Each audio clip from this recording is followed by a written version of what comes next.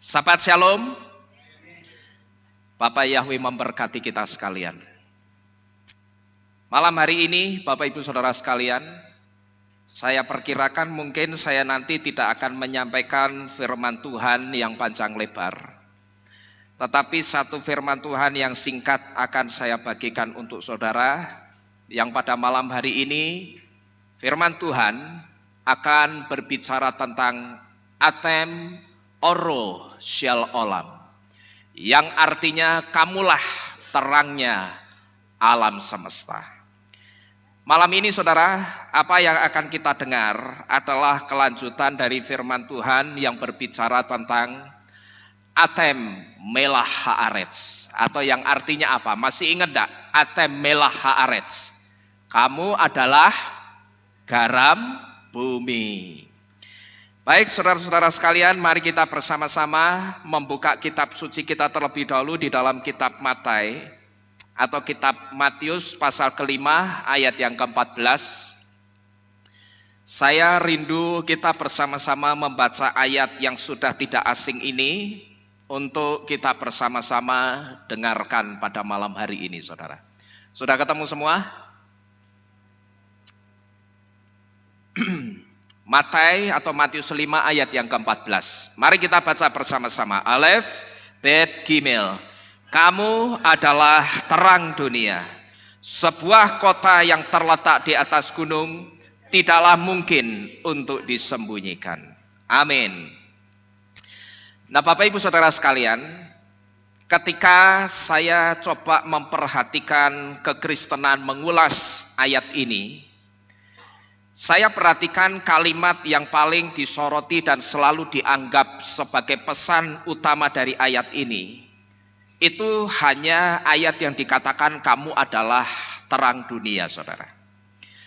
Mereka mengatakan ayat ini pesan utamanya kita itu harus menjadi terang dunia. Dan kemudian saya perhatikan juga setelah dijabarkan panjang lebar, saya perhatikan pesannya itu hanya berkutat di soal terang dunia. Padahal kalau saja kita itu mau sedikit teliti dan kita memperhatikan lebih dalam, kalau kita coba sedikit saja teliti kitab Matai 5 ayat 14 ini, ayat ini tidak berhenti pesannya hanya sampai di situ saudara. Pesannya itu tidak hanya berhenti sampai di kalimat kamu adalah terang dunia. Tapi kalau kita memperhatikan baik-baik ayat ke-14 ini, sangat jelas di situ bahwa ayatnya itu masih berlanjut saudara. Dan kelanjutannya di situ dikatakan sebuah kota yang terletak di atas gunung tidaklah mungkin untuk disembunyikan. Jadi sebetulnya pesan ayat ini itu tidak cuma satu, hanya menjadi terang dunia. Tetapi kalau kita perhatikan baik-baik, di situ masih ada kelanjutannya apa? Sebuah atau sebuah kota yang terletak di atas gunung itu tidak mungkin untuk disembunyikan. Nah ini artinya apa?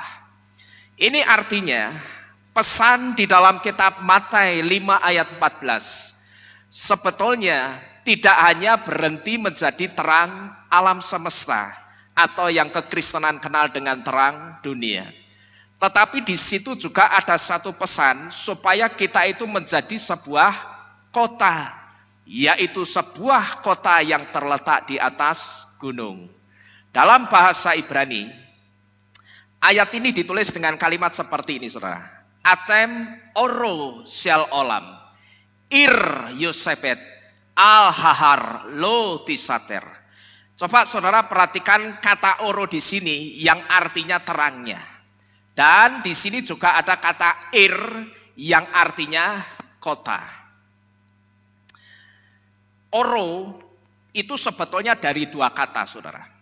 Oro itu dari dua kata sebetulnya, yaitu kata or dan kata O.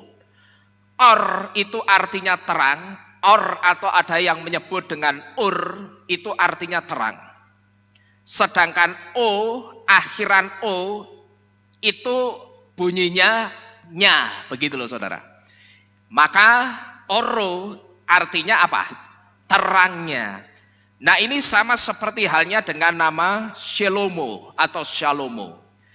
Shalomo itu sebetulnya juga dari dua kata, Shalom dan O.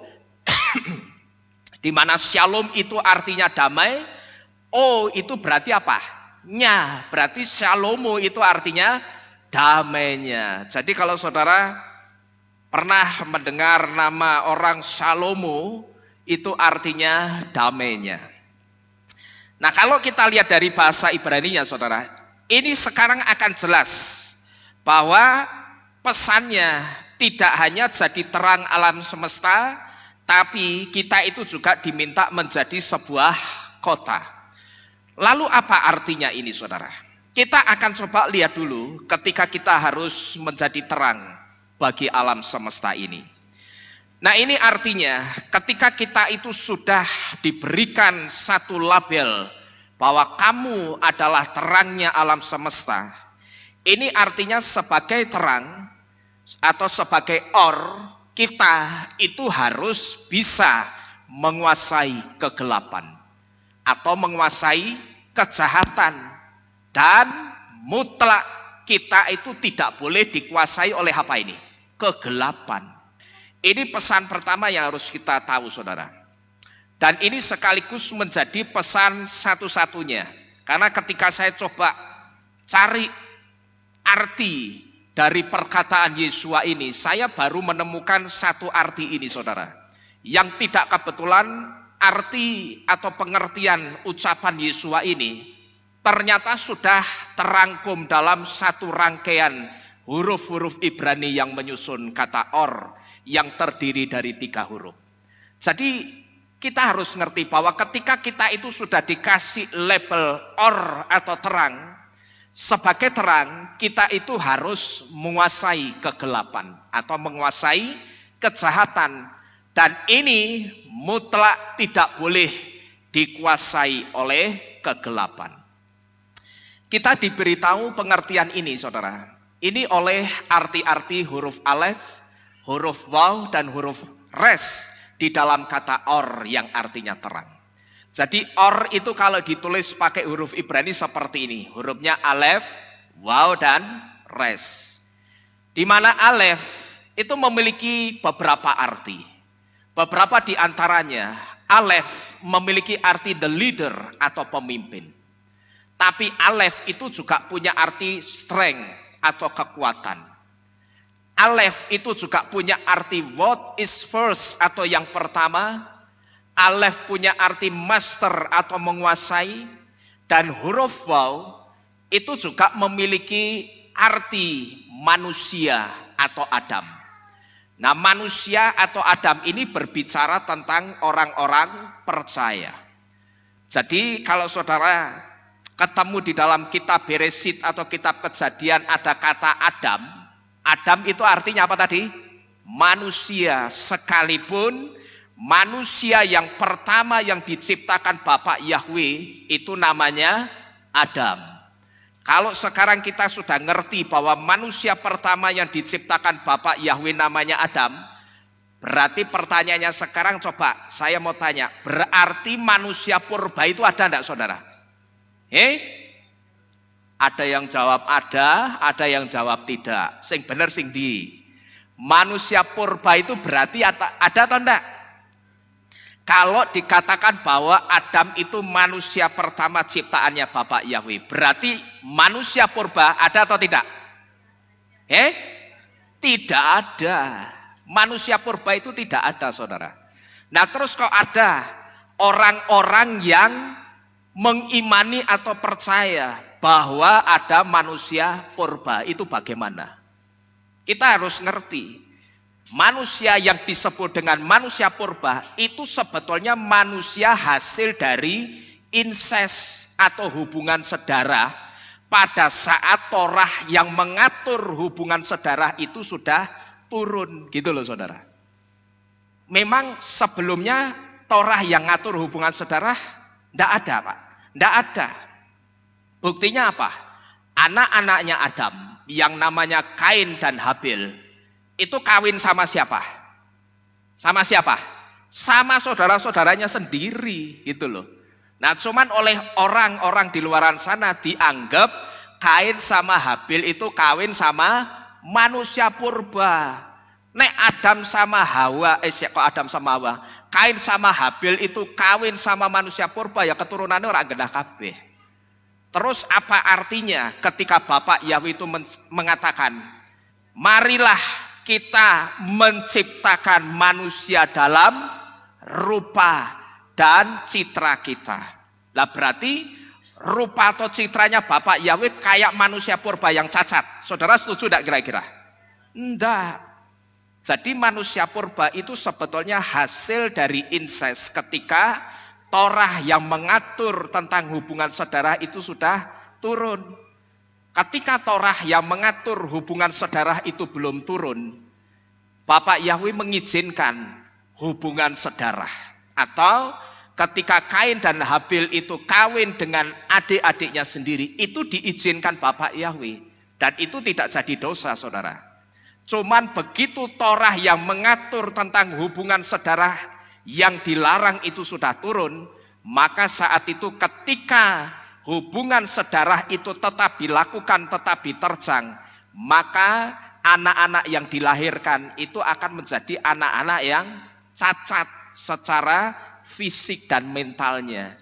Yang kemudian manusia-manusia yang wujudnya itu cacat, tidak lengkap fisik dan mentalnya, itu disebut oleh orang di luaran sana dengan manusia purba. Tapi kita mesti ngerti saudara, bahwa kalau Bapak Yahweh itu mengatakan Adam sebagai manusia pertama, berarti tidak ada manusia yang lain, dan jelas tidak mungkin anak-anaknya Adam dan Hawa itu kawin dengan manusia purba.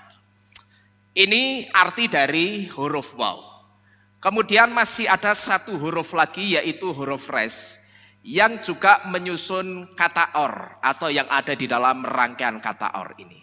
Di mana huruf res ini memiliki beberapa arti juga.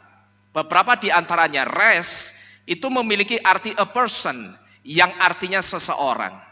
Res juga punya arti head atau kepala, dan res juga punya arti first yang artinya pertama. Dan person, head, first atau seseorang, kepala atau pertama ini tidak lain berbicara tentang berperan utama atau menguasai. Kalau saudara perhatikan arti-arti dari ketiga huruf ini, tiga huruf ini punya arti-arti yang saling terkait dan menggambarkan sebuah kekuatan dan otoritas. Dan ini artinya saudara, ketika kita itu dikasih label terang alam semesta, sebetulnya kita itu tidak hanya punya otoritas. Perhatikan ini baik-baik. Ketika saudara dan saya itu dikasih label terang alam semesta, sebetulnya kita itu tidak cuma dikasih atau punya otoritas, tetapi sebetulnya kitalah yang berotoritas atas kegelapan itu. Ya, perhatikan ini baik-baik. Ketika saudara dikatakan oleh Yesua, Atem oro shel olam, kamulah terangnya alam semesta ini. Di sini kita harus ngerti bahwa ketika Yesua mengatakan ini, sebetulnya Yesua itu tidak hanya memberitahu kita bahwa kamu itu punya otoritas, tetapi kitalah sebetulnya yang berotoritas atas kegelapan itu. Karena kita apanya saudara? Karena kita ini ditetapkan sebagai apanya tadi? Oro, apanya? Terangnya. Maka saya katakan sebetulnya ketika kita sudah dikasih label terang, itu artinya kita tidak hanya punya otoritas, tapi kitalah yang berotoritas atas kegelapan itu. Nah dari sini saja saudara, sebetulnya sudah ketahuan atau sudah jelas bahwa ketika kita itu dikasih label anak-anak terang, kitalah yang seharusnya menguasai kegelapan itu. Terang, lawan katanya apa? Antonimnya gelap. Ya, kita tahu dan kita menerima semua bahwa terang itu lawan katanya gelap. Dan seringkali kita menggambarkan terang itu sebagai simbol kebaikan dan kebenaran.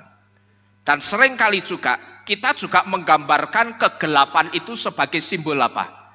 Kejahatan. Maka kalau ada orang ngomong atau orang bersaksi, aku dulu berasal dari dunia gelap. Nah, ketika ada orang bersaksi seperti ini, mengatakan seperti ini, kita mesti nangkep. Oh, berarti orang ini dulu bekas apa? Orang baik atau orang jahat? Orang jahat, ya, karena manusia menerima satu penggambaran bahwa terang itu simbol dari kebaikan dan kebenaran, dan gelap itu simbol dari kejahatan. Sekarang ini saudara, ketika Roh Kudus masih ada di dunia ini, tentunya saya katakan terang itu juga masih ada di dunia ini, dan terang itu pasti juga masih ada bersama-sama dengan kita. Dan Roh Kudus yang adalah terang ini, inilah yang sekarang ini sebetulnya sedang menahan kejahatan. Supaya apa? Supaya jangan sampai kejahatan itu sampai di puncaknya terlebih dahulu. Artinya kalau sekarang ini kejahatan belum totalitas, ini karena masih ada Roh Kudus yang menahan. Mungkin ada di antara kita yang berpikir, ketika kita memperhatikan zaman sekarang ini atau waktu-waktu ini, dan ketika kita melihat grafik angka kejahatan itu semakin hari, bukannya semakin turun tapi justru semakin naik. Mungkin ada di antara kita yang berpikir, apa ini ya? Apa sekarang ini ya yang disebut dengan kejahatan itu sudah sampai di puncaknya? Saya katakan belum, saudara. Kejahatan sekarang ini belum sampai di titik puncaknya yang paling tinggi. Memang angkanya semakin hari bukan semakin turun tapi semakin naik. Tetapi sekalipun angkanya itu semakin hari semakin naik, itu bukan berarti sekarang ini waktunya kejahatan itu sudah sampai di titik puncaknya. Belum, saudara. Ketika kita melihat kasih antar manusia itu bukan semakin besar tetapi semakin kecil. Dan ketika orang itu setiap hari bukan semakin lemah lembut tetapi justru semakin ganas, kita juga harus tahu bahwa ini bukanlah titik puncak dari kejahatan. Saya perhatikan waktu-waktu ini kalau saya membaca atau menonton berita di YouTube, angka kejahatan itu bukan semakin turun, saudara, tapi justru semakin naik. Tetapi sampai di sini saya tidak pernah heran, karena memang apa yang terjadi di dunia ini sudah dinubuatkan oleh Bapak Yahweh, dan harus terjadi bahwa kejahatan itu akan semakin bertambah, bukan semakin berkurang. Jadi kalau sekarang ini kejahatan itu belum totalitas, ini semua karena masih ada Roh Kudus yang menahan kejahatan itu. Dan kalau saudara coba perhatikan fenomena-fenomena yang terjadi akhir-akhir ini, seperti saya katakan fenomena munculnya wabah penyakit di mana-mana. Dan ketika wabah penyakit itu muncul di mana-mana dan variannya macam-macam, lalu saat itu atau di saat yang bersamaan dengan munculnya wabah penyakit itu, muncul juga gerakan untuk menangkal penyakit itu. Tetapi ternyata setelah kita diberitahu oleh Bapak Yahweh, penangkalnya justru menggenapi nubuatan kitab Gilyahna 13 ayat 17, yang sebetulnya penangkalnya itu justru tandanya si anti-Hamasyah. Saya sebut fenomena-fenomena ini adalah kegelapan yang hadir dengan kejahatannya. Ya, kalau kita perhatikan waktu-waktu ini muncul berbagai macam virus penyakit dan wabah penyakit. Dan kalau saudara perhatikan juga begitu wabah-wabah penyakit itu bermunculan, muncul juga gerakan untuk menangkal wabah penyakit itu. Cuman sayang ternyata penangkalnya itu justru menggenapi kitab Gilyahna atau kitab Wahyu 13 ayat yang ke-17 yang ternyata penangkalnya itu justru tandanya si binatang buas anti Hamasyah. Nah, saya menyebut fenomena ini adalah kegelapan yang hadir dengan kejahatannya. Dan kalau kita perhatikan saudara, kegelapan yang sekarang ini hadir dengan kejahatannya, kegelapan itu dia berusaha mencengkeram semua orang yang ada di seluruh belahan dunia ini. Dan bisa saya katakan kegelapan yang hadir dengan kejahatannya sekarang ini cukup berhasil mencengkeram orang-orang yang ada di seluruh belahan dunia. Ya, kalau saudara perhatikan, kejahatan yang hadir sekarang ini saudara, ini sudah cukup berhasil mereka itu mencengkeram orang-orang yang ada di seluruh dunia ini.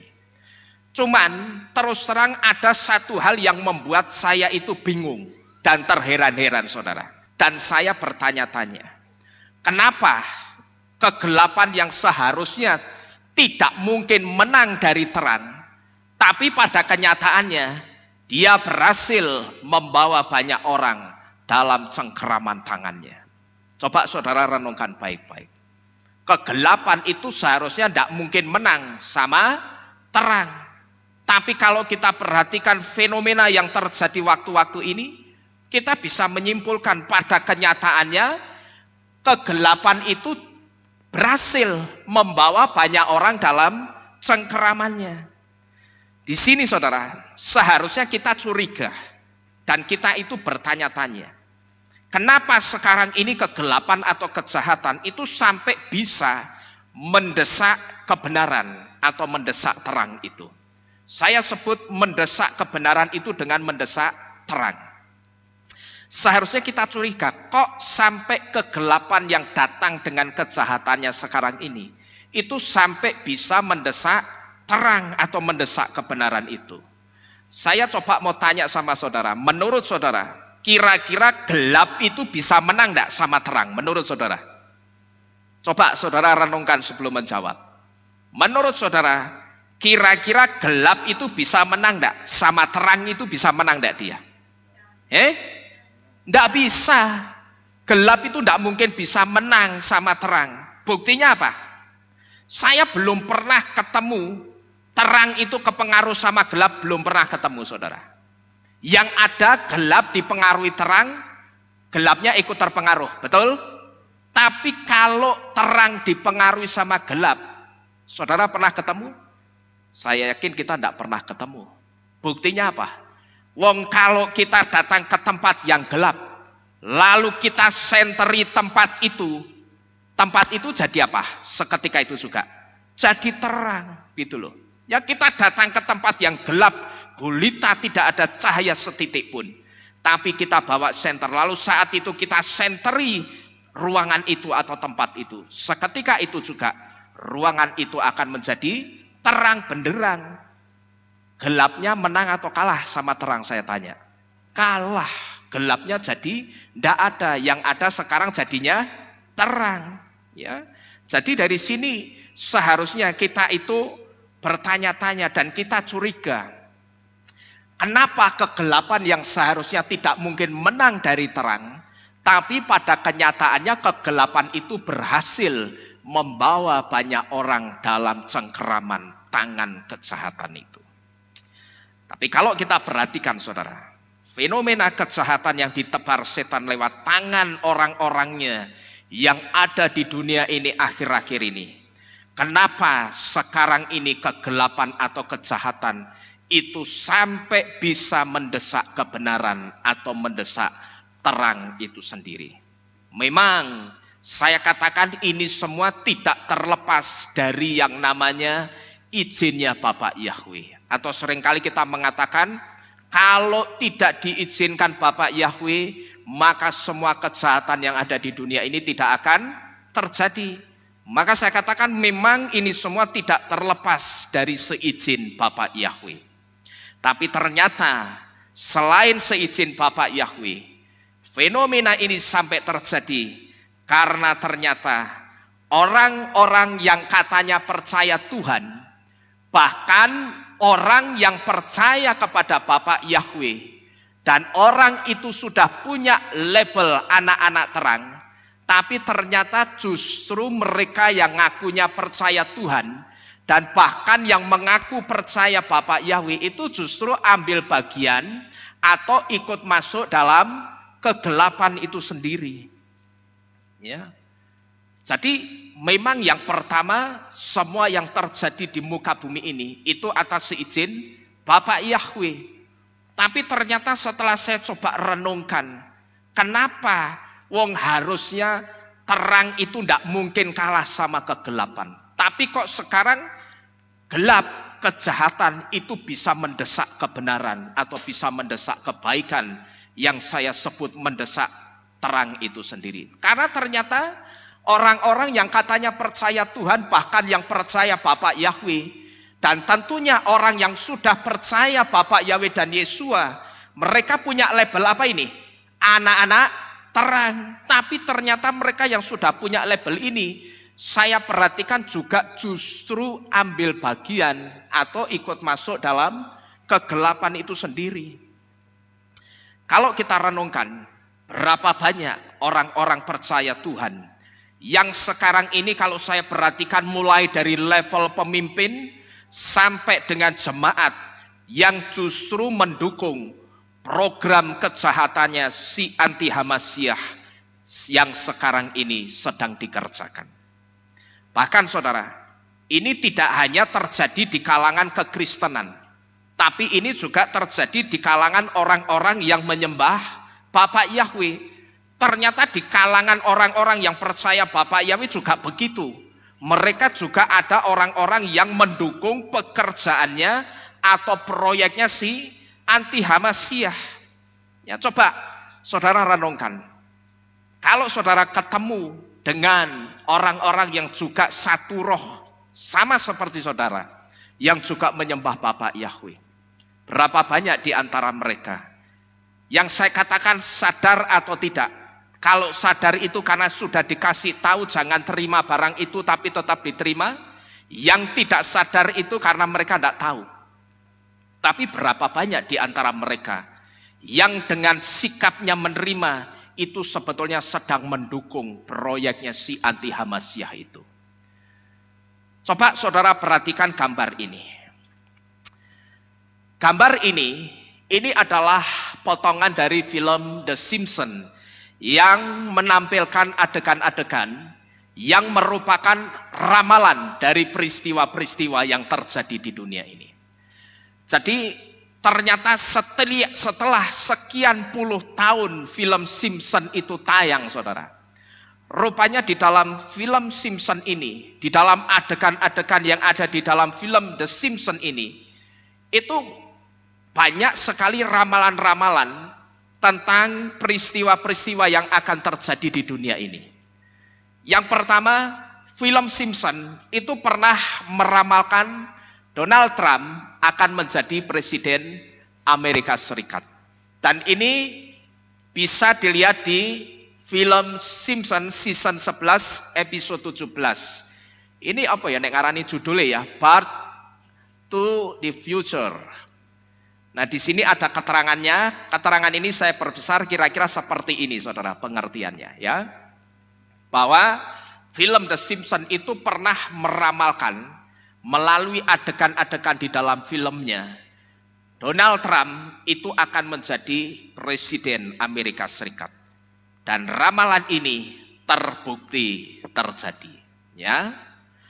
Lalu setelah ramalan Donald Trump menjadi presiden Amerika Serikat, ada adegan film The Simpsons yang juga meramalkan akan ada wabah virus Ebola yang diramalkan dalam film The Simpsons season 9 episode 3 yang tayang sekitar tahun 1997. Itu berarti berapa tahun, saudara? Sekitar 30 tahun lebih ya. Ya pokoknya hampir 30-an lah. Nah, wabah Ebola dengan skala besar itu betul-betul terjadi pada tahun 2014 dan 2015. Nah, ini saudara. Di episode yang tayang pada tahun 1997 ini, Marge sedang berusaha menghibur Bart. Ini Marge, ini Bartnya ya. Yang pada waktu itu ceritanya Bart ini lagi sedih. Nah, caranya bagaimana? Si Marge itu menghibur si Bart. Dia membacakan dongeng parodi kartun Curious George yang berjudul Curious George and the Ebola Virus. Ya, ini jadi bukunya saudara, Curious George and the Ebola Virus. Jujur saja saya agak bingung saudara sama si Marge ini. Kan ini ceritanya si Bart ini lagi sedih, ya toh? Terus si Marge ini berusaha ngapain? Menghibur si Bart. Ning kok sing diwacake dongeng penyakit itu maksudnya di mana? Ya saya terkadang bingung saudara. Maksudnya menghibur, tapi yang dibacakan tentang penyakit. Terus saya bertanya-tanya, nah ini menghiburnya itu di mana coba? Tetapi perlu saudara ketahui bahwa adegan-adegan ini memang seolah-olah tidak nyambung. Nah, nek orang sedih itu kan mestinya dihibur pakai cerita yang lucu-lucu, benar ya? Tapi kalau saya baca dari judulnya saja, kira-kira ada yang lucu enggak ini? Menurut saudara, apa orang yang kena virus Ebola itu lucu mukanya? Ya saya tidak tahu. Ya karena virus itu kalau tidak salah tidak sampai Indonesia. Sampai tidak kira-kira waktu itu? Tidak ya, di luar negeri semuanya. Tapi pada saat itu, Marge itu pada saat menghibur si Bart, dia pakai buku kartun yang judulnya Curious George and the Ebola Virus. Ini kan sebetulnya buku tentang penyakit. Lah terus kok dicerita kayak gini? Apanya gitu loh yang menghibur. Paham saudara ya? Ini buku tentang penyakit, sakit penyakit, tapi dipakai untuk menghibur. Saya jadi bertanya-tanya, terus ini menghiburnya di mana coba? Tetapi kita tidak perlu pusing. Ya kita tidak perlu ngotak-ngatik, ya, menghibur ini tidak perlu pusing begitu. Tapi yang pasti kita harus tahu bahwa setiap adegan demi adegan yang ada di film The Simpsons itu ternyata semuanya adalah sudah disetting dan itu meramalkan tentang kejadian-kejadian yang akan terjadi di dunia ini. Ini tentang virus Ebola, saudara. Nah, lalu setelah ramalan tentang virus Ebola, berikutnya ada ramalan juga tentang krisis 2020 yang diramalkan dalam film The Simpsons season 4 episode ke-21, yaitu yang judulnya Marge in Chains. Episode ini bercerita tentang wabah flu yang menimpa Springfield. Wabah tersebut menyebabkan kekacauan dan mendesak pembuatan obat untuk virus tersebut. Ya, jadi kalau saudara perhatikan, ini krisis 2020 itu sudah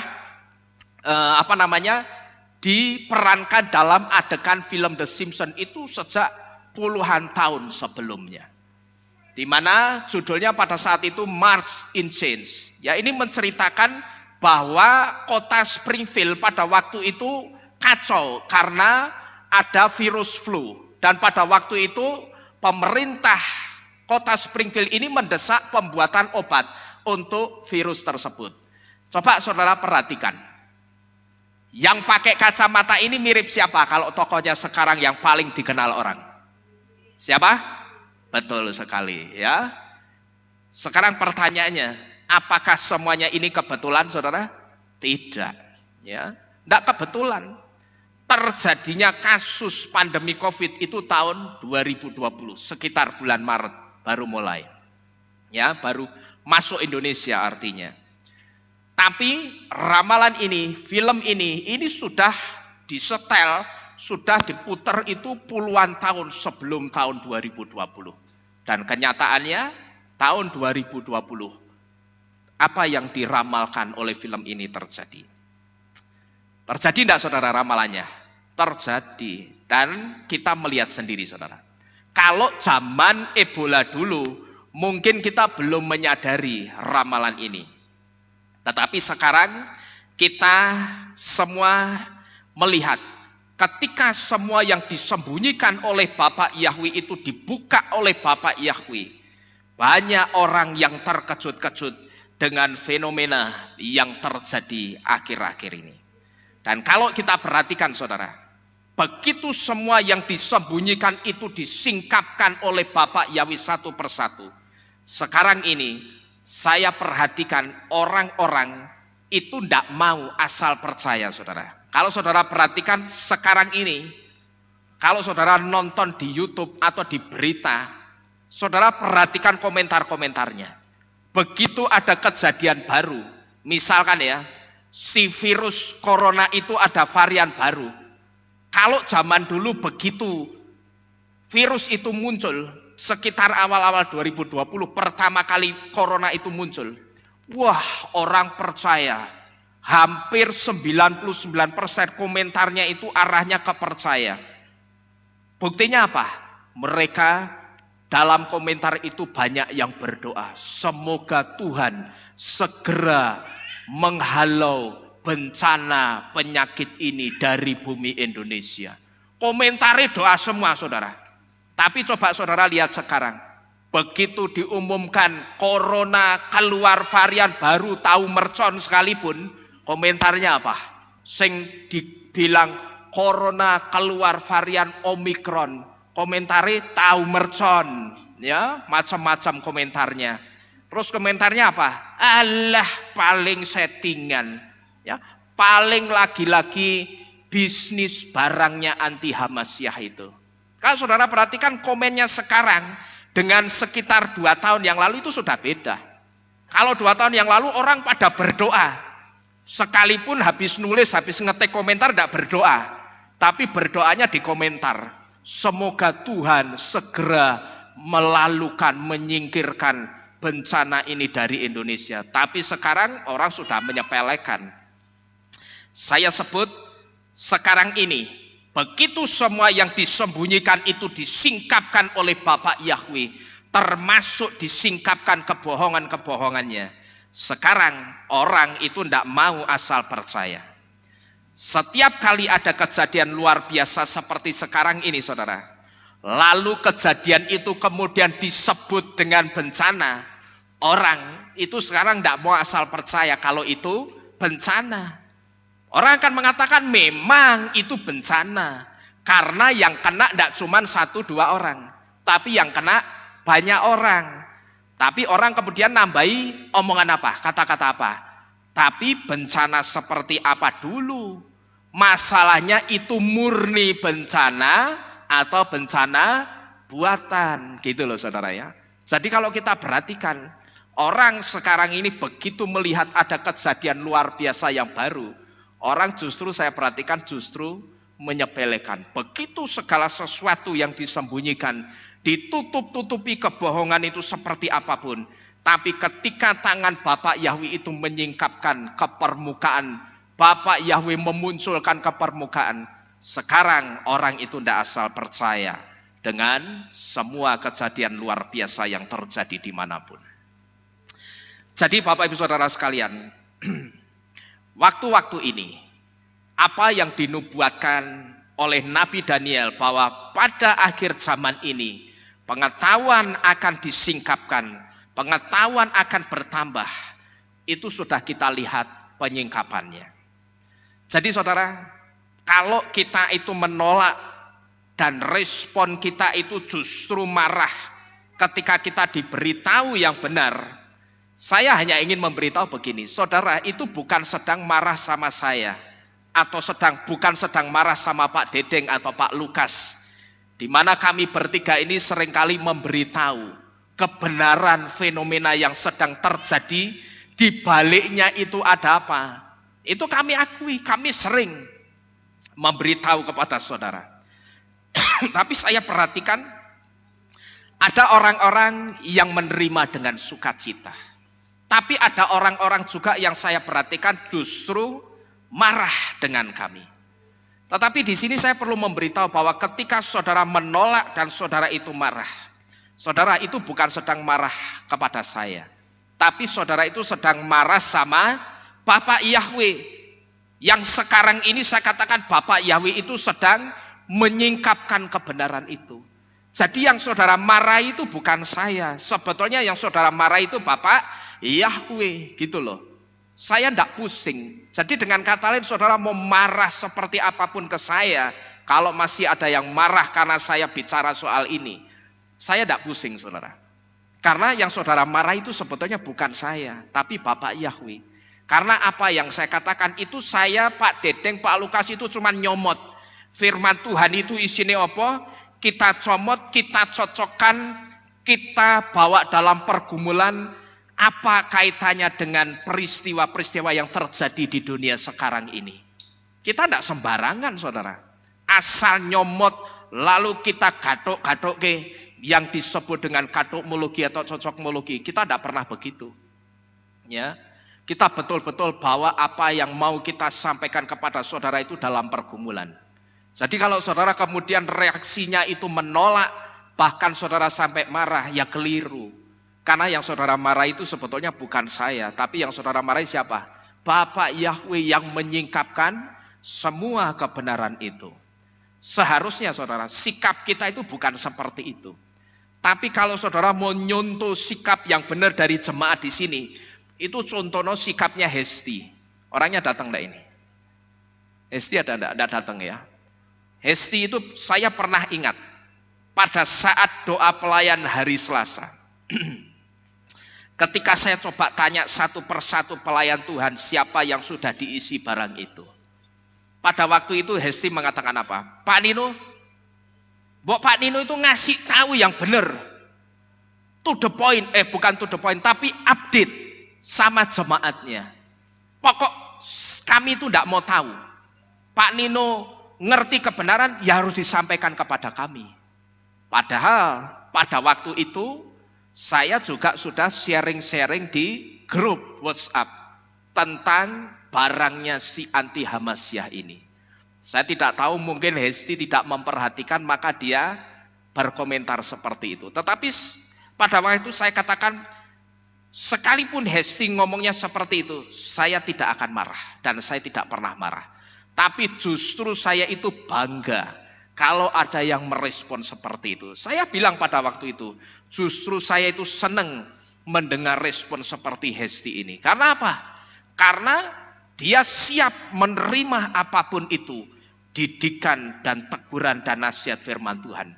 Pokok mau keras kayak apapun Pak, pokok kebenaran itu ngomong apa, sampaikan ke kami. Pokok kami tidak mau tahu. Nah harusnya sikap saudara seperti itu. Sekalipun pada waktu itu saudara, ketika Hesti ngomong begitu, pada waktu itu saya sedang menunggu peneguhan dari Bapak Yahweh. Pada waktu itu saya memang sudah sharing-sharing di grup kalau saudara perhatikan. Ya, saya sudah sharing-sharing. Saya dapat pengetahuan ini saya bagikan. Tapi jujur saja pada waktu itu masih 50-50. Karena saya itu tipenya apa-apa harus dapat peneguhan. Karena apa? Saya berdiri di sini ketika saya ngomong sesuatu itu harus ada dasarnya. Karena kalau saya ngomong di sini tidak ada dasarnya, pertanggungjawaban saya di hadapan Tuhan itu berat. Dan nanti kalau ada orang yang tanya dasarnya apa Pak? Saya tidak bisa jawab. Ya pokoknya Wahyu 13:17. Pokoknya itu bukan jawaban buat saya. Ya. Saya pada waktu itu ketika Hesti ngomong seperti itu, saya itu masih dalam pergumulan minta peneguhan dari Bapak Yahweh. Pada waktu itu saya berdoa dengan sungguh-sungguh. Bapak Yahweh benar enggak ini? Barang ini benar barangnya si anti Hamasyah itu benar atau enggak?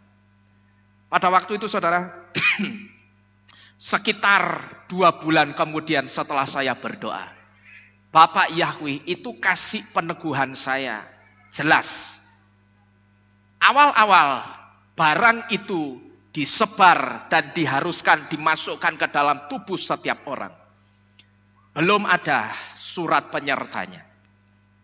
Tetapi saat itu mulai muncul surat penyertanya. Dan kemudian Bapak Yahweh itu memberikan satu peneguhan. Tepat sekitar jam 12 malam. Saya tiba-tiba ambil handphone saya. karena saya tidak bisa tidur, saya ambil handphone saya buka YouTube. Begitu saya buka YouTube, yang muncul pertama kali di beranda YouTube saya, itu pasar atau salah satu pasar yang ada di Jakarta, mengharuskan setiap orang yang mau masuk ke pasar itu dan belanja harus membawa surat penyertanya. Kalau tidak punya surat penyertanya itu tidak bisa masuk ke pasar itu. Dan itu pada saat saya membuka video itu, saudara tahu video itu baru tayang 4 jam. Jadi masih fresh, dan itu video satu-satunya yang memberitahu atau memberitakan bahwa sekarang kalau mau masuk pusat perbelanjaan itu harus pakai surat penyertanya barangnya itu. Di situ saya, saudara tahu, saya langsung taruh handphone saya berdoa. Saya bilang sama Bapak Yahweh, Bapak Yahweh, terima kasih untuk peneguhanmu. Cukup sudah. Sekarang saya semakin mantap dan percaya bahwa ini memang benar barangnya si Anti Hamasya. Waktu itu ketika Hesti minta saya mengatakan pokok, kami tidak mau tahu Pak. Pak Nino ngomong aja. Saudara tahu, saya sedang minta peneguhan dari Bapak Yahweh. Saya bilang juga sama Hesti pada waktu itu, saya itu berdiri di mimbar, nek ngomong itu dipertanggungjawabkan loh. Baik itu dipertanggungjawabkan di hadapan Bapak Yahweh maupun di hadapan jemaat. Dan dipertanggungjawabkan juga sama siapa? Sama orang-orang yang nonton video ini nanti, saudara. Ya, dimanapun mereka ada, kalau mereka tanya melalui WhatsApp kepada saya mesti jawab dengan dasar. Tidak bisa, ya pokok itu penggenapan nubuatan kitab Wahyu 13 ayat 17, saya tidak boleh ngomong pokoknya. Karena pokoknya itu bukan jawaban, saudara. Jadi Bapak Ibu Saudara sekalian, sikap kita itu harusnya justru kalau bisa saudara itu tuntut saya, Pak, ada pengajaran baru apa lagi? Atau ada kebenaran apa lagi yang sedang disembunyikan setan yang Bapak sudah dikasih hikmat untuk disingkapkan? Harusnya saudara kejar saya. Jangan malah saudara itu marah dan merespon yang tidak baik. Saudara marahin saya percuma, ya, karena saya sudah punya tekad bahwa dengan siapapun yang saya jumpai, saya harus mengatakan kebenaran. Kalau sama orang yang di luaran sana saja saya itu selalu bicara kebenaran, masa sama jemaat sendiri saya tidak ngomong kebenaran. Nah, kalau saya ngomong kebenaran saja orang marah, ada yang marah. Terus saya tanya, bagaimana nanti nek saya ngerti kebenaran tapi mulut saya mingkem? Lah apa saudara tidak ngomong? Lah Pak Nino ngerti kebenaran cangkemin bisu. Bisa ngomong gitu enggak? Bisa aja. Serba salah toh jadi gembala. Makanya saya dulu itu tidak pernah mau jadi pendeta, jadi gembala. Karena saya ngerti merkengkung gitu loh. Ngomong salah, orang ngomong salah. Jangankan ngomong kebenaran, gembala perutnya gendut, gemuk, wah gembala nih kayak, ya foya terus kakean mangan, ya toh, ora pernah prihatin. Tapi nanti coba gembala itu badannya kurus kering, gembalanya itu tidak pernah bersujud kepada Tuhan, tidak pernah berdoa, ya. Makanya hidupnya miskin. Buktinya tuh perutnya, badannya kurus kering. Kan bingung ini, ya toh? Badan gemuk salah, badan kurus juga salah. Jadi serba salah. Ini kan sama saja kayak orang, perumpamaan orang yang selalu mencari-cari kesalahan orang lain. Ya, pada suatu hari ada orang yang pulang dari membajak sawah. Orang ini, petani ini bersama dengan seorang anaknya, saudara. Dia pulang membajak sawah. Nah, karena bajak sawah kalau zaman dulu kan belum pakai traktor. Masih traktornya apa? Kebu, pakai kerbau. Terus pada saat selesai membajak sawah, dia pulang ke rumahnya. Dia tuntun kerbaunya itu bersama anaknya jalan bareng-bareng. Lalu lewatlah orang naik sepeda motor. Goblok we. Wong ada kebo ora ditumpaki, wis ngerti omahe adoh, ada kebo ora ditumpaki. Nah, si petani dan anaknya ini mikir, iya ya benar juga ya. Kok ndak kita naikin ya, kan rumah kita jauh. Akhirnya naik saudara, anaknya naik. Nanti ternyata setelah jalan anaknya naik kerbau, orang yang komentar tadi balik dari jalan sana ke sini. Nyata, terus komentar lagi apa? Dasar kamu anak ndak tahu diri. Anak mosok kurang ajar sama orang tua.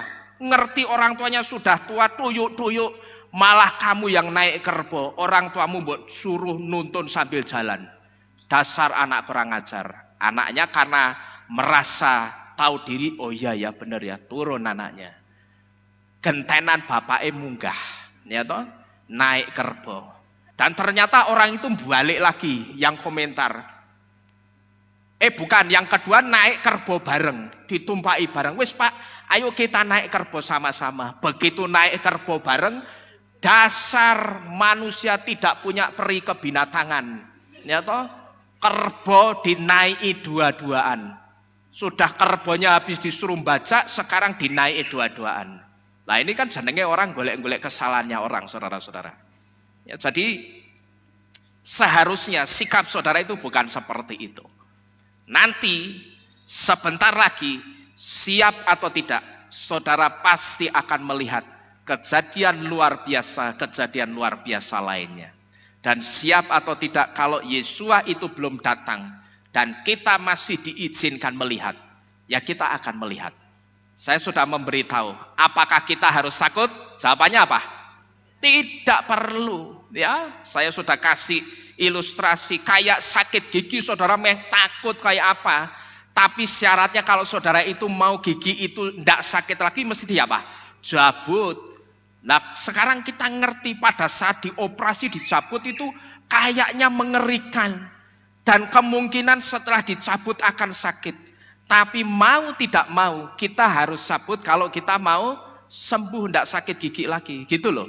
Artinya saudara suka tidak suka, kalau kita diizinkan Yesua belum datang dan kita masih diizinkan melihat, ya saudara akan melihat. Tidak perlu takut, tetapi percayalah daripada saudara takut. Percayalah Roh Kudus itu masih ada di dunia ini dan dialah yang akan menolong saudara dan saya. Amin. Percayalah, mending daripada saudara takut, kembangkan rasa percayamu bahwa Bapak Yahweh pasti menolong kita. Ini yang virus COVID, saudara. Ya, setelah pandemi COVID diramalkan oleh keluarga Simpson, ternyata keluarga Simpson atau film Simpson ini juga meramalkan fenomena cacar monyet. Terjadi enggak sekarang ini, saudara? Sudah terjadi. Kalau saudara perhatikan, Homer Simpson yang duduk sama monyet ini nampaknya seperti adegan film biasa. Nampaknya hanya seperti adegan film bahwa si Homer Simpson ini akan didudukkan, disetting duduk bareng jejeran sama apa ini? Monyet. Tapi di gambar sebelahnya setelah duduk jejer monyet, si Homer Simpson ini badannya trotol-trotol, bentol-bentol karena cacar, saudara-saudara sekalian. Kalau kita hanya melihat gambar seperti ini, ya ini nampaknya seperti adegan film biasa. Dan ini sudah tayang juga puluhan atau belasan tahun yang lalu. Pertanyaannya, apakah ini juga kebetulan? Tentu saja tidak. Sebetulnya saudara, masih banyak ramalan-ramalan yang ada di adegan film-filmnya The Simpsons. Bahkan saya tadi sempat melihat, sekarang ini ada satu perusahaan apa gitu loh, saya lupa, yang sedang ngasih tantangan, challenge, dicari orang yang bisa menemukan ramalan-ramalan lain di dalam film The Simpsons. Yang mau kerja kerjaannya cuma nyari ramalan. Saudara tahu digaji berapa? $7.000. Berapa berarti? 7.000 ki piro saiki? Piro, Dek? Dolar berapa sih sekarang? 15.000 kali 7.000. Bayangkan. Gajinya cuma apa? Suruh nonton film, kerjaannya suruh apa? Nonton film Simpson plus saudara kasih apa? Dikasih donat mingguan. Ya, dikasih donat setiap seminggu itu dikasih donat. Selama seminggu terus kasih donat. Sampai orang itu menemukan ramalan-ramalan lain dalam film The Simpsons. Ini sedang ada sayembaranya loh. Kalau saudara tertarik daftar aja, lumayan $7.000 loh. Ya, untuk nyari ramalan-ramalan itu. Jadi tugasnya ngapain? Cuman nonton film The Simpsons lalu memperhatikan. Misalkan memperhatikan apa? Seperti ini ya. Nah, ini ada kejadian si Homer ini sedang nonton TV. Lalu di TV-nya itu sedang menyiarkan tentang apa itu? Corona virus. Nah, ini suruh nyari. Oh, itu TV-nya sedang menyiarkan coronavirus. Berarti kemungkinan suatu saat ada ramalan akan terjadi pandemi virus corona. Dan ini sudah terjadi banyak saudara ramalannya. Perang Rusia dan Ukraina itu juga diramalkan dalam film The Simpsons ini. Pertanyaannya sekarang, apakah ini semuanya kebetulan? Tidak saudara. Ya, tidak ada yang kebetulan. Semua ramalan itu sudah terjadi. Sekarang ini sudah bermunculan virus-virus lainnya.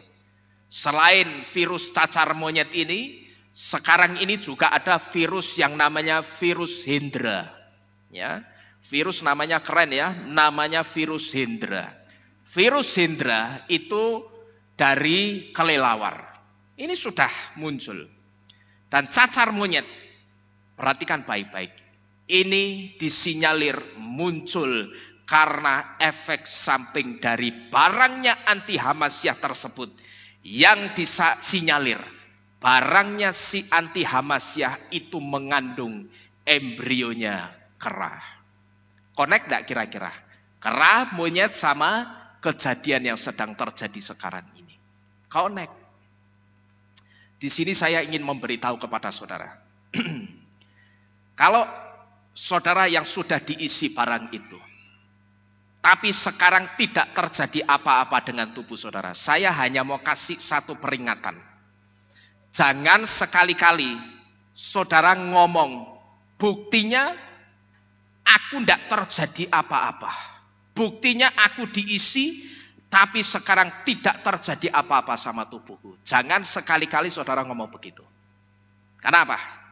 Kalau saudara ngomong begitu, asal saudara tahu, kata-kata saudara itu akan dideteksi atau didengar di telinga Bapak Yahweh, itu sedang nantang Bapak Yahweh. Tapi asal saudara tahu, kalau saudara yang sudah di dalam Bapak Yahweh sudah terlanjur diisi dan tidak terjadi apa-apa dengan tubuh saudara, asal saudara tahu, tidak terjadinya apa-apa dengan tubuh saudara, itu semua yang pertama karena kemurahannya Bapak Yahweh, yang kedua itu karena ada orang-orang yang berdoa, menangis untuk saudara, memintakan pengampunan untuk saudara. Dan satu di antara orang itu, saya sendiri yang berdoa untuk saudara. Jadi jangan pernah saudara sombong dengan mengatakan, buktinya aku diisi, badanku tidak apa-apa, tidak terjadi apa-apa. Saudara buktikan saja. Kalau saudara sampai berani ngomong seperti itu, sebetulnya saudara itu sedang nantang Bapak Yahweh. Saudara sedang nantangi ngompori Bapak Yahweh. Ini loh Bapak Yahweh, buktinya aku diisi yang katanya itu barangnya anti Hamasyah. Nyatanya tubuhku tidak terjadi apa-apa. Tubuhku tidak bentol-bentol. Tubuhku tidak keluar cacar monyet kayak begini. Nyatanya aman-aman saja. Tapi kira-kira ketika saudara ngomong sombong seperti itu, terus misalkan saudara itu bisa mendengar Bapak Yahweh menjawab. Bapak Yahweh ngomong begini, coba saudara perhatikan. Durung wayahe meh apa we. Paham saudara? Ya. Jangan sekali-kali saudara sombong dengan mengatakan, ini nyatanya aku diisi barang itu juga tidak terjadi apa-apa. Saya perhatikan ada yang ngomong seperti itu. Ya. Saya perhatikan, saya harus memberitahu ini karena saya mendengar ada yang ngomong seperti itu. Ya, saya hanya berdoa kiranya Bapak Yahweh mengampuni orang itu. Tapi asal saudara tahu, saudara mesti ngerti, jangan terus-terusan ngomong seperti itu lagi dan beranggapan seperti itu. Karena sebetulnya saudara itu sedang nantang Bapak Yahweh. Karena ini sudah disinyalir bahwa tidak ada yang kosher dari barang yang dimasukkan ke tubuh setiap orang sekarang ini. Dan satu di antaranya disinyalir barang itu mengandung embrionya kera. Kalau suatu saat terjadi cacar monyet seperti ini, genaplah sudah apa yang dikatakan atau dinubuatkan firman Tuhan. Sebetulnya saudara, masih banyak ramalan-ramalan lagi dari film The Simpsons ini. Cuman saya hanya mengambil beberapa yang ada kaitannya kuat dengan kejadian-kejadian waktu-waktu ini. Cuman terus terang saudara, heran saya ketika kejadian-kejadian dalam film ini disampaikan kebenaran ramalan atau saya sebut bahasa kitab suci, ketika kebenaran nubuatannya itu disampaikan, banyak pemimpin-pemimpin gereja dan orang-orang percaya Tuhan yang justru saya perhatikan mereka tidak peduli. Bahkan tidak jarang, banyak sekali di antara mereka yang mengatakan apa? Oh, itu kan cuman kebetulan. Saudara ngerti? Dan ini yang mengatakan pendeta-pendeta besar loh. Pendeta-pendeta yang disebut orang itu pendeta besar. Entah badannya yang besar atau jemaatnya yang besar, tidak tahu. Ya. Tapi orang-orang ini justru mengatakan itu hanya kebetulan saja. Dan aku tidak peduli ya dengan ramalan-ramalan atau nubuatan-nubuatan itu. Sekalipun ramalan itu disebut nubuatan, aku tetap tidak peduli. Dan saudara tahu, sehingga ketika orang-orang percaya Tuhan dan pemimpin-pemimpin gereja ini, mereka mengatakan tidak peduli dan mereka mengatakan itu hanyalah sebuah kebetulan. Saudara tahu, fenomena ini kemudian melahirkan banyak sekali pemimpin-pemimpin gereja dan orang-orang percaya Tuhan yang justru mendukung barangnya si anti-Hamasyah tersebut. Tapi anehnya, sama orang yang ngasih tahu kebenaran ini, malah orang yang ngasih tahu kebenaran itu justru dimarahi. Ini kan aneh saudara. Ya. Kalau belum tahu, ikut-ikutan tidak salah. Tapi masalahnya sudah dikasih tahu dan ketika sudah dikasih tahu, dia jadi tahu. Gitu loh.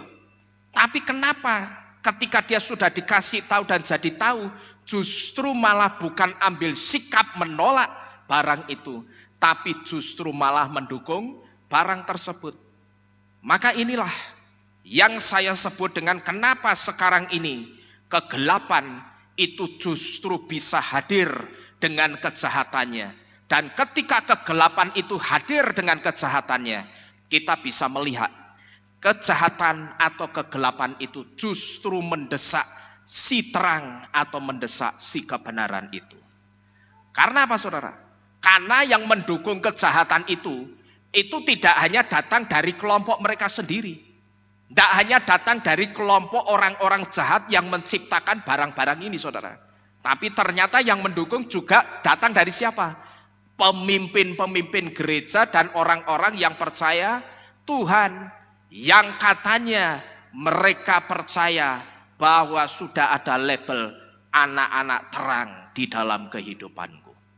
Tapi kenyataannya mereka yang punya label anak-anak terang justru ikut masuk dan ambil bagian dalam kegelapan itu atau dalam kejahatan itu. Saya tidak peduli mereka mau sadar atau tidak. Tetapi pada kenyataannya saya banyak melihat dengan mata kepala saya sendiri. Baik itu melalui berita-berita, melalui YouTube, saya lihat pemimpin-pemimpin gereja besar dan orang-orang yang percaya Tuhan yang sudah punya label anak terang, tapi justru ikut ambil bagian dalam kesalahan itu. Maka inilah kenapa tadi saya katakan sekarang ini kegelapan yang datang dengan kejahatannya, kegelapan itu sudah berhasil merangsek masuk dan dia mendesak kebenaran atau mendesak terang itu. Karena yang mendukung kejahatan itu ternyata tidak hanya datang dari kelompok mereka, tetapi juga dari orang-orang percaya Tuhan, gitu loh. Orang-orang yang punya label anak-anak terang yang juga mendukung mereka. Itulah saudara, sebetulnya yang membuat kegelapan itu bisa hadir dengan kejahatannya. Jadi dari sini Bapak Ibu Saudara sekalian, kita bisa tahu bahwa orang-orang yang katanya percaya Tuhan, sekarang kita ngerti, ternyata orang-orang yang percaya Tuhan itu, mereka belum tentu anak-anak terang. Ya, karena apa? Karena anak-anak terang, seharusnya anak-anak terang itu yang menguasai kegelapan, bukan malah dikuasai sama kegelapan. Anak-anak terang itu seharusnya yang menguasai kejahatan, yang ngontrol kejahatan. Jangan sampai kejahatan ini berkembang, bagaimana caranya. Tapi fenomena yang kita lihat sekarang ini, anak-anak terang yang sudah punya label anak-anak terang, yang mereka menyebut dirinya dengan orang-orang percaya Tuhan, itu justru ternyata mereka belum tentu anak-anak terang itu sendiri. Ya. Jadi kalau saudara yang ada di tempat ini, ataupun saudara yang mendengarkan firman ini dimanapun saudara berada, kalau saudara itu ngaku anak-anak terang, buktikan dengan sikapmu. Ya, saudara boleh mengaku, aku anak-anak terang. It's okay, tidak jadi masalah. Aku orang percaya Tuhan dan aku sudah punya label anak-anak terang. It's okay, tidak jadi masalah. Tapi kalau saudara ngaku sebagai anak-anak terang, buktikan dengan sikapmu. Caranya bagaimana? Tegaslah menolak setiap bentuk kejahatan yang dihadirkan dalam bentuk apapun. Kita sudah diberitahu, sudah muncul virus macam-macam. Ada virus Hendra, terus ada virus apa tadi? Cacar monyet. Ya. Otomatis kalau sudah ada dua penyakit ini, berarti akan muncul penangkal yang baru, tidak kira-kira? Muncul lagi penangkal yang baru. Sekarang, hari ini, saya sudah memberitahu jauh sebelum penangkal dua penyakit yang baru itu dimunculkan atau dibuat. Ya saudara perhatikan, hari ini penangkal dari dua penyakit itu belum dibuat sama sekali. Dan saya sudah memberitahu, kita lihat, benar enggak saudara-saudara yang ada di tempat ini, itu benar-benar orang-orang yang taat kepada firman. Benar enggak saudara itu orang-orang percaya Tuhan yang punya label anak-anak terang. Dan ketika saudara-saudara dilabeli anak-anak terang, benar terang enggak? Atau terangnya cuman hanya untuk kelihatan di kehilat? Nanti akan kelihatan pada saat penangkalnya dua penyakit ini muncul dan keluar. Kalau saudara menerima, berarti mohon maaf, jangan pernah lagi saudara menyebut diri saudara sebagai anak-anak terang. Nah terus terangnya di mana saya tanya? Karena tadi kita sudah diberitahu, yang namanya anak-anak terang, dia tidak terpengaruh dengan kegelapan, tapi dia yang akan apa tadi? Mempengaruhi kegelapan. Gitu loh, itu anak-anak terang. Kegelapan itu seharusnya terang itu seharusnya tidak bisa terpengaruh dengan kegelapan. Jangan sampai saudara kita terpengaruh, ya. Kalau saudara ngaku anak-anak terang, buktikan dengan sikapmu. Caranya bagaimana? Tegaslah menolak setiap bentuk kejahatan yang ditebar setan, yang dihadirkan dalam bentuk apapun. Mau itu dihadirkan dalam bentuk obat penangkalnya, bentuknya kayak apapun, mau itu cairan, mau itu obat oral, ya udah usah. Mau itu obat yang hirup, ya udah usah. Karena apa yang sudah diciptakan, itu semuanya sudah dipersiapkan untuk nantinya orang-orang ini dibawa masuk ke dalam zamannya anti Hamasyah. Kalau saudara perhatikan, sekarang ini orang dibiasakan masuk kemana-mana, dicek apanya? Suhunya.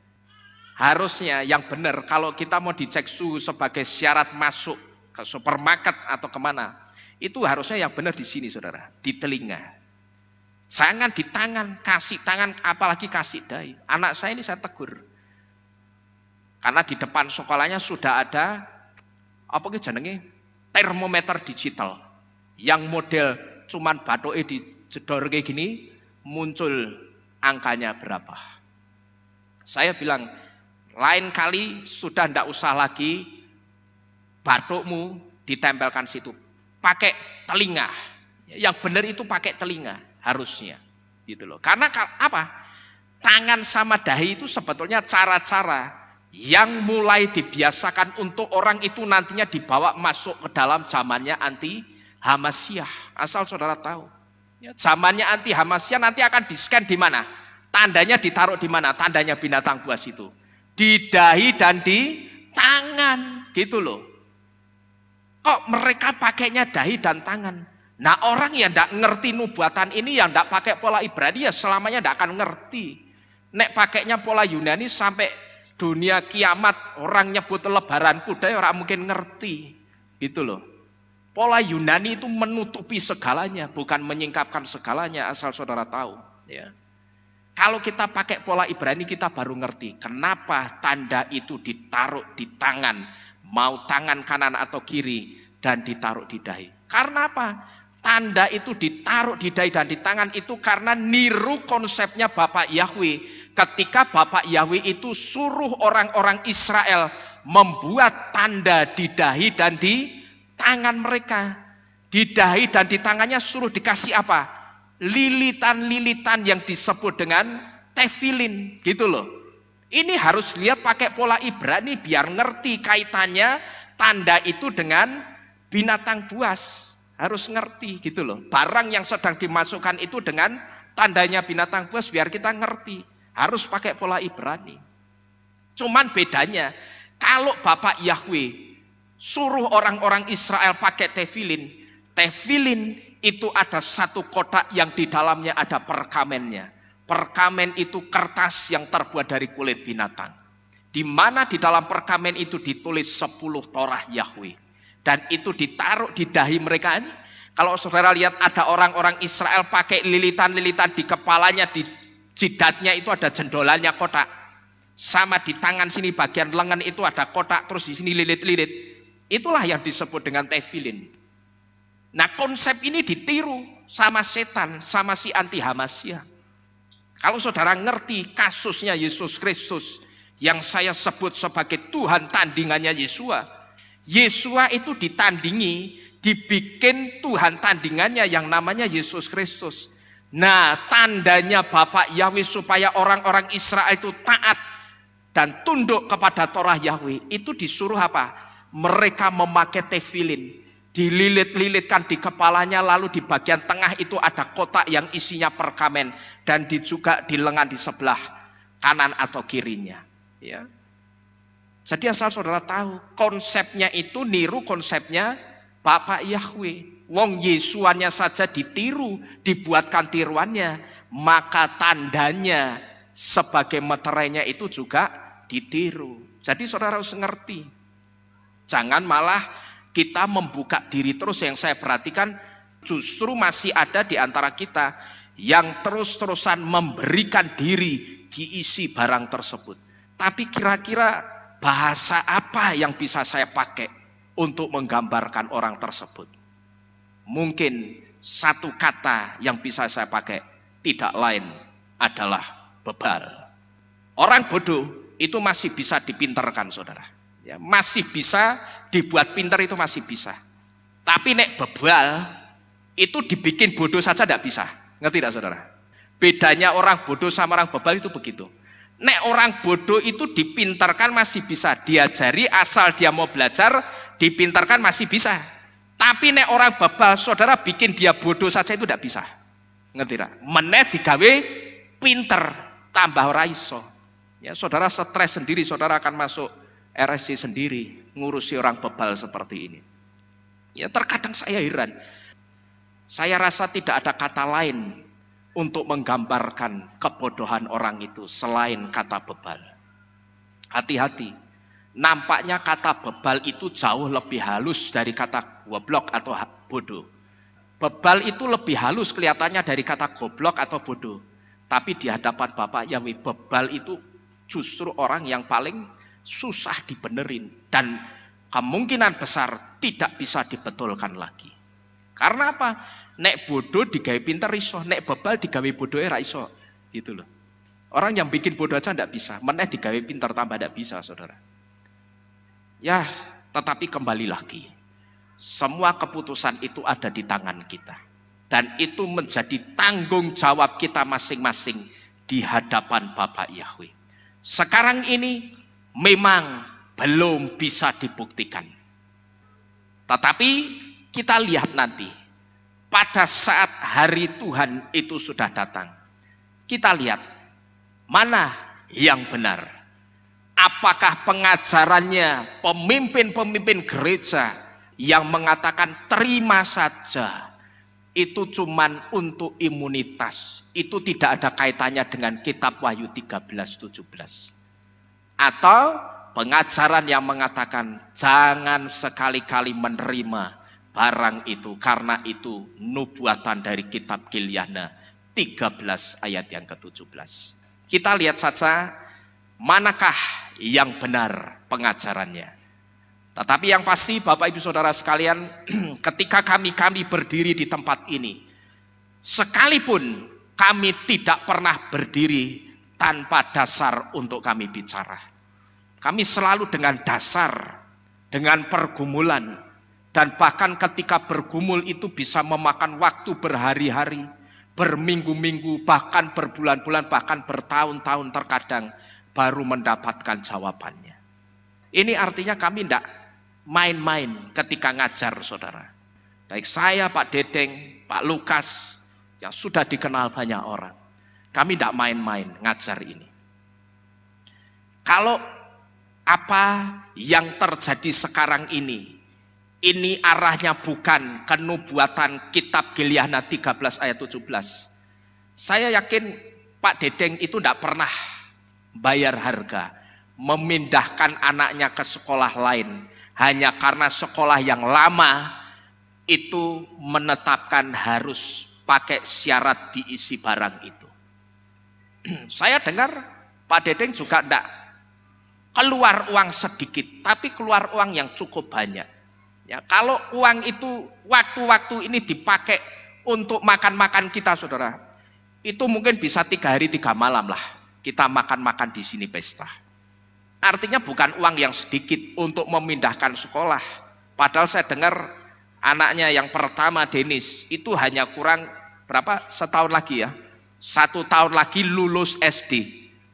Ya wis lah, kok Pak Dedeng tidak milih, ya wis lah. Diisi wae kurang pisaneh. Kenapa Pak Dedeng tidak memilih seperti itu? Karena inilah satu ketaatan yang harus dibayar, saudara.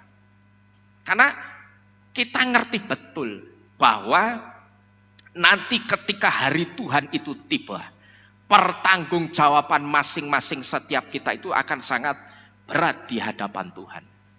Jadi Bapak Ibu Saudara sekalian, sekali lagi saudara dan saya memang orang-orang percaya Tuhan. Bahkan saya kerucutkan lagi, saudara, bukan sekadar orang percaya Tuhan yang tidak tahu siapa Tuhan saudara dan bagaimana pribadi Tuhan saudara. Tapi saudara adalah orang-orang yang percaya Bapak Yahweh, yang ngerti kualitas dan ngerti seperti apa pribadi Bapak Yahweh, Tuhan dan Elohim kita.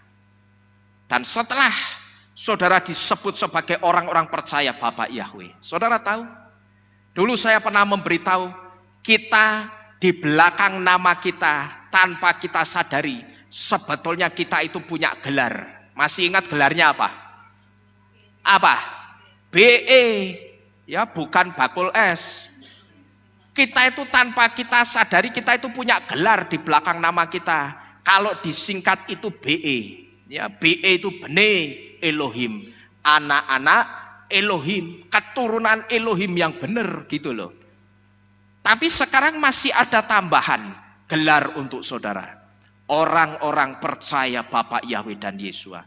Dan masih ada satu tambahan di belakang nama saudara lagi, yaitu saudara disebut sebagai anak-anak terang. Tapi sekali lagi, Bapak Yahweh bukan saya. Bapak Yahweh mau bukti dari kita. Kita sudah menerima gelar anak-anak terang. Buktikan kalau kita memang benar-benar anak terang. Satu di antaranya, buktinya adalah tegaslah menolak setiap bentuk kejahatan yang dihadirkan dalam bentuk apapun. Saudara perhatikan tulisan yang saya highlight warna kuning. Ya, tulisan yang saya highlight warna kuning ini, biarlah ini jadi pengingat saudara. Bentuk kejahatan dalam bentuk apapun, mau itu bentuknya obat, cairan atau apapun. Kalau saudara benar-benar saudara itu anak-anak terang, tunjukkan dengan sikapmu. Amin. Siap tidak kira-kira? Sebentar lagi iman kita akan diuji. Ya, saudara dan saya itu akan masuk ke uji nyali. Waduh Pak, lah kemarin diuji nyali lontong opore gagal. Lah maneh ini diuji nyali sama ini Pak. Apa bisa saya? Ya terserah. Tapi nek lontong opore gagal saya tidak yakin.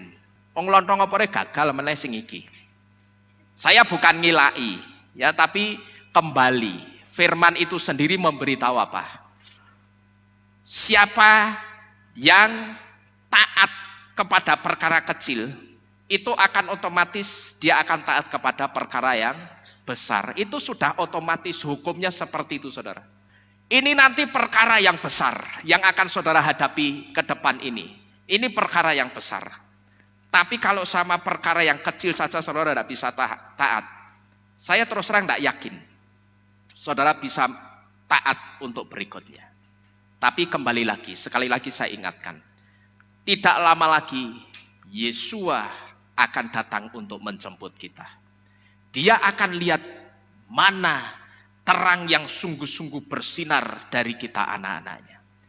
Saya pernah memberitahu kepada saudara, mata Bapak Yahweh dan mata Yesua itu seperti sinar ultraviolet dan sinar inframerah yang sanggup menembus sampai kedalaman jantung hati kita. Benar tidaknya kita, itu bukan diucapkan, bukan dilihat dari kata-kata kita ketika ditanya, siap saudara? Siapnya paling banter, siap. Tapi begitu hari hanya, saudara, unduk, tolong suntik saya. Percuma, ya. Jadi sebentar lagi saudara akan masuk dalam uji nyali. Saya menyadari apa yang kita dengar malam ini tidak enak di telinga kita. Ya, tidak enak di telinga. Bahkan mungkin ada di antara kita yang lesu, kemudian marah, menundukkan wajahnya, menundukkan mukanya.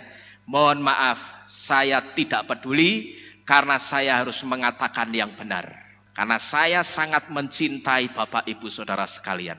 Prinsip saya cuma satu, di dunia ini kita kumpul, di Syamayim kita harus kumpul. Amin. Tapi syaratnya apa? Taat sama Bapak Yahweh. Bapak Yahweh ngomong apa? Taatlah. Ketika kita semua bisa taat, saya percaya suatu hari kelak ketika Yesus datang, tidak ada yang ketinggalan di bangku kehilat ini. Karena semuanya akan diangkat Yeshua HaMashiach. Amin. Bapak Yahweh memberkati kita sekalian. Kita bersama-sama tunduk di dalam doa. Kita akan akhiri firman Tuhan pada malam hari ini.